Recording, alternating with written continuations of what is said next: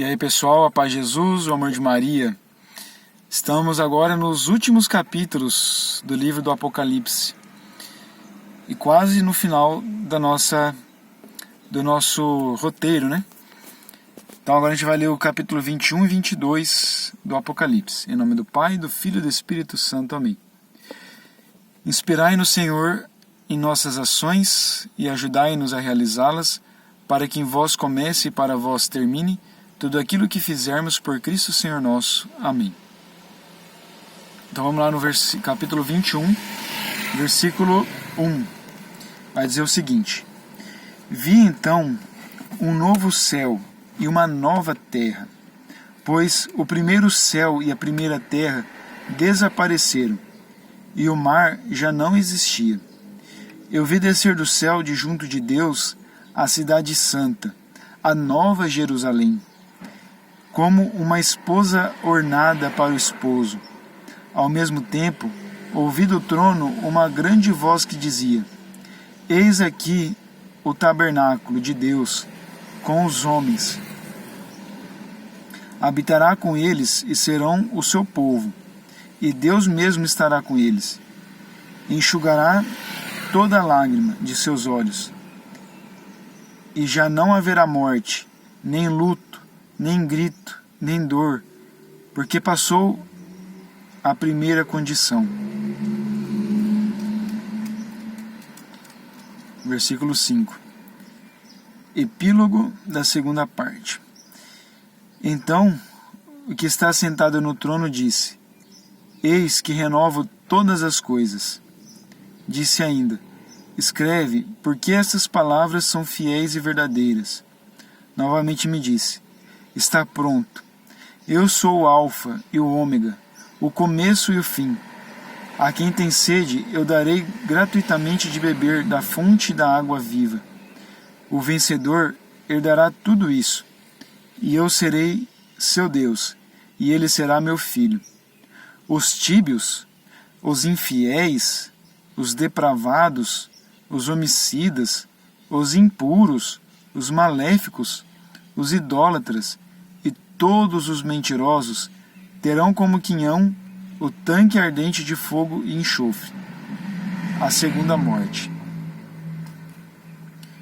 Meus irmãos, como é importante a gente lutar para estarmos diante de Deus, né, com a sua misericórdia, com a sua graça, alcançar para nós a misericórdia. Porque eis que Ele renova todas as coisas. Eis que Ele fará novas todas as coisas. E todos aqueles que são pecadores, estes sofrerão no inferno, no fogo ardente, enxofre. Que Deus nos livre, meus irmãos. Que Deus nos livre, mas Deus é misericordioso e justo. Até o último momento da nossa vida Ele vai ser sempre misericordioso. Ele vai sempre nos dar oportunidade, assim como o ladrão lá na cruz. Mas se nós não nos arrependermos no momento da nossa morte, infelizmente não haverá salvação. Deus nos livre, meus irmãos, Deus nos livre e nos dê a graça do céu, que é a vida eterna de felicidade, de alegria, onde não haverá lágrima, não haverá dor, não haverá morte, não haverá luto, mas haverá só alegria. Então agora a gente vai começar o versículo 9, ó, que começa a terceira parte, que é a glória da igreja eterna, Jerusalém celeste. O versículo 9. Ó. Então veio um dos 7 anjos, que tinha as 7 taças cheias dos 7 últimos flagelos, e disse-me: Vem, e mostrar-te-ei a noiva, a esposa do Cordeiro. Levou-me em espírito a um grande e alto monte, e mostrou-me a cidade santa, Jerusalém, que descia do céu de junto de Deus, revestida da glória de Deus. Assemelhava-se seu esplendor a uma pedra muito preciosa, tal como o jaspe cristalino. Tinha grande e alta muralha, com 12 portas, guardadas por 12 anjos. Nas portas estavam gravados os nomes das 12 tribos dos filhos de Israel. Ao oriente, Havia 3 portas, ao setentrião 3 portas, ao sul 3 portas, e ao ocidente 3 portas. A muralha da cidade tinha 12 fundamentos, com os nomes dos 12 apóstolos do Cordeiro. Quem falava comigo trazia uma vara de ouro, como medida para medir a cidade, as suas portas e a sua muralha. A cidade formava um quadrado. O comprimento igualava a largura. Mediu a cidade com a vara, 12.000 estádios. O comprimento, a largura e a altura eram iguais. E mediu a muralha, 144 côvados, segundo a medida humana empregada pelo anjo. O material da muralha era jaspe, e a cidade ouro puro, semelhante a puro cristal. Os alicerces da muralha da cidade eram ornados de toda espécie de pedras preciosas. O primeiro era de jaspe, o segundo de safira, o terceiro de calcedônia, o quarto de esmeralda, o quinto de sardônica, o sexto de cornalina, o sétimo de crisólito, o oitavo de berilo, o nono de topázio, o 10º de crisóparo, o 11º de jacinto e o 12º de ametista. Cada uma das 12 portas era feita de uma só pérola, e a avenida da cidade era de ouro, transparente como cristal. Não vi nela, porém, templo algum, porque o Senhor Deus dominador é o seu templo, assim como o Cordeiro. A cidade não necessita de sol, nem de lua para iluminar, porque a glória de Deus a ilumina, e a sua luz é o Cordeiro. As nações andarão à sua luz, e os reis da terra levar-lhe-ão a sua opulência. As suas portas não se fecharão diariamente, pois não haverá noite. Levar-lhe-ão a opulência e a honra das nações. Nela não entrará nada de profano, nem ninguém que pratique abominações e mentiras, mas unicamente aqueles cujos nomes estão inscritos no livro da vida do Cordeiro. Muito bem, esse foi o capítulo 21. Agora o capítulo 22. Mostrou-me então o anjo um rio de água viva, resplandecente, como cristal de rocha, saindo do trono de Deus e do Cordeiro. No meio da avenida e às 2 margens do rio, achava-se uma árvore da vida, que produz 12 frutos, dando cada mês um fruto, servindo as folhas da árvore para curar as nações. Não haverá aí nada de execrável, mas nela estará o trono de Deus e do Cordeiro. Seus servos lhe prestarão um culto. Verão a sua face e o seu nome estará nas suas frontes.